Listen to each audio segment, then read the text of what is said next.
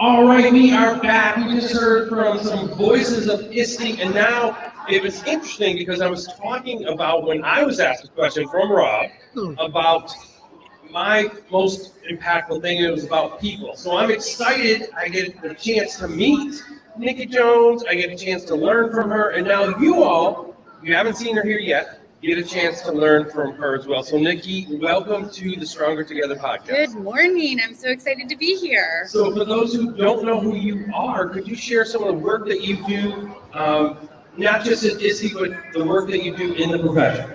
Yeah, so I'm an instructional technology coach in Northern Virginia. I work with K through 5 students, and as a coach, I do a lot of co-planning, collaborating, co-teaching, and a lot of PD with my educators. I'm really passionate about creativity and STEAM, and I just love being here at ISTE. I'm also a boy mom and a wife, and outside of here, I love photography. So I have a question for you. Is this your first ISTE event? This is actually technically my third because I did ISTE virtual, and then last year was my first. I was in New Orleans. Oh, nice. And then here we are. So year 3. All right, so I see you have a flip tattoo. Tell me about that. So I am a flip cider. Flip is one of those tools that is my favorite, always at the top of my list. We presented, so I am here with 2 of my teacher besties, and they kind of manifested ISTE into existence. My friend Michelle will tell you all about it, but last year she was online and she was seeing all the pictures and she was having that FOMO. She was like, we are going to ISTE next year. So we made it happen, and here we are. So we presented all about Flip and how to use it in kind of all the core content areas, but also in our personal lives. We use it a lot with our kids and our friends. So Flip into all the things was our session. All right, and I think this is some of the work that you are doing as well, and you have some others, this code play, share, connect. Is that something that you're working with? That's not me. It sounds awesome, but that's not me. Oh, right. I thought I saw that on your page. I was like, let me ask her about that. No. So I have one other thing that I can share with you, though. Yes. So last year I was in New Orleans, and I mentioned I'm a photographer. So one of my favorite events was the Adobe Photo Walk. So I was looking through the schedule, and I was, looking on Twitter, trying to find that photo walk. And Adobe didn't put one out this year. They just have a smaller team here and didn't get one together.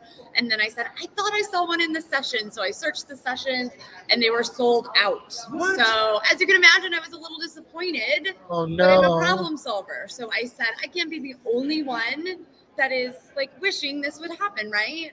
So I said, I'm going to make one happen. So I just threw a Canva graphic together. I put out a Google form. It's a Microsoft form, actually. And we have quite a few friends signed up. It is tomorrow at 7:15. We're meeting at the Notary, and we're going to just do a quick loop and then have breakfast, and Adobe's sponsoring breakfast tomorrow afterwards if you stay and hang around and create with us. Well, that is incredibly exciting, and it shows about taking initiative. And a lot of the tools and work you do is about taking initiative, and it's about trying some new things. And for those who are kind of nervous about taking that next step, what would be suggestions you give to just kind of start and take initiative and have that positive attitude that you carry around everywhere I see? Yeah, I have the Ann Cosma quote. If you don't know Ann Cosma, she is one you need to follow. She is just a bundle of happiness, but she says push all the buttons. So you can't break it. Get into a tool. The other thing I think that's so important is we come to these conferences and we see all the things and we see these educators that are amazing and they're using all of these tools and we want to take it all back, right? We're natural, like lifelong learners. But I think it's so important, like take one thing that you learned from ISTE or take one tool. You don't have to take them all back. So take one to really push all the buttons in, just try it out, find something that excites you and you're passionate about, and start playing with the tool on your own, just like you would do in your classroom. And then connect with those communities. So one of the ways that I really get involved is by just on Twitter, following those hashtags, looking at who's posting things, getting ideas from there. You can't break it, so just try it. So I know you love Flip, and I do too. It's one of the things I like about it is, like you said, it's versatility. Teachers can use it, students can use it. You can use it in your personal life. I actually did a session yesterday on Microsoft tools for dyslexic learners. Oh, that's awesome. And while I focused on immersive reader and reading coach, I then brought up how powerful Flip is a tool for anybody with a learning difference, offers alternative assessment options, offers alternative presentation options. And when you introduce it to teachers and students, it takes them out of their comfort zone because it takes them away from that written Google Doc or Word document and puts them on the camera. And you know, when that happens, going to be some bumps in the road, going to be some hiccups, teachable moments. So my question for you, because I heard this expression and it's stuck in my head, fail forward. I love that. What would that mean to you? I love that expression, but I'm going to put a pin in your question because I just have to respond to a couple of things you said. Oh, please. The one thing is the empowerment piece of Flip, that we can use it with all of our learners. And my personal story is our 4-year-old is apraxic. So if you're not familiar with apraxia, it is a significant speech delay. It is a motor planning disorder. So basically your brain has a hard time telling your mouth what to say. So our 4-year-old, he's brilliant, he's bright, but getting words out is really a struggle for him.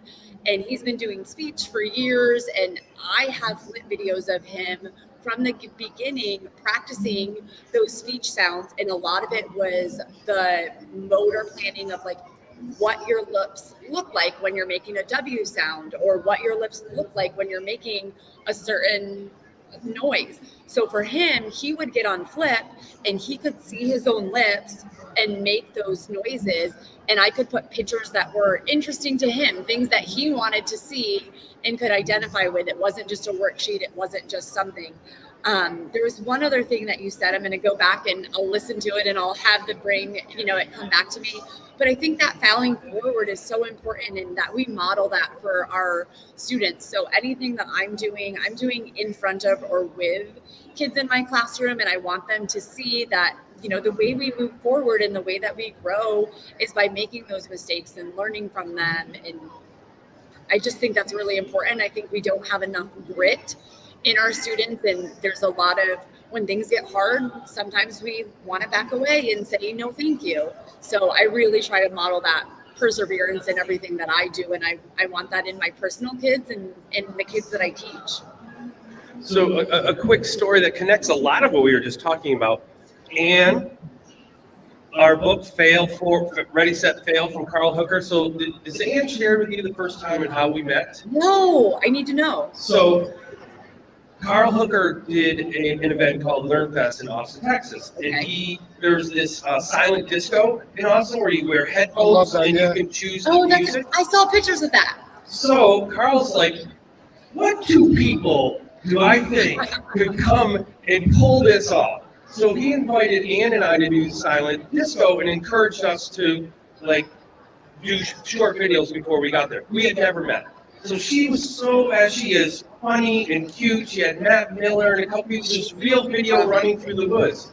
So I say, you know what I'm gonna do? I'm gonna go WWE style. So I put out a video that's like, I'm coming for you, and Cosmo. I've seen it. Yes, and now the little pictures you see, like, there's a finger, a bear, and the fire. Because at the end of it, I said, you poked the bear, you woke up the fire, I'm going to bring the fire, whatever it was. I've seen it. And then she did one back for some reason, because that's who she is. And then I come back even harder, like, I'm going to.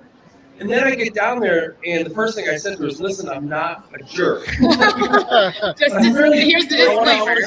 I had a great character, and every event, I found her at the event I met you at, I have to see Ann. We became such friends from just that bonding and taking a risk, and I learned so much from her. Then I just called her. So we were in a classroom one time, and I called her, and she's like, hello? I'm like, hey, I'm in a second grade class. They're using this. Can you help me out? So I continue to learn from her. So you've been here, as you said, this is your third ISTE, second in person. What are some things you're learning here or that you hope to learn while you're here? Yeah, I think ISTE for me is about the connections. So I quietly said to the two teammates that were coming with me, I think I went to 4 actual sessions last year and then main stage and some playgrounds. But for me, it's meeting with the people and learning what they're doing and sitting down at those events and really connecting. So I've made some awesome connections. We have chatted with some friends in California, and we're going to do a book read aloud with global read aloud with a Rover story and make that a year-long thing. So I have really just been able to connect and share what I'm doing and hear what other people are doing. So that's a huge, huge piece for me. So you're making a lot of connections. You're doing a lot of collaboration. Leads me right into my last question for you. When you hear the word stronger together, what do you think of?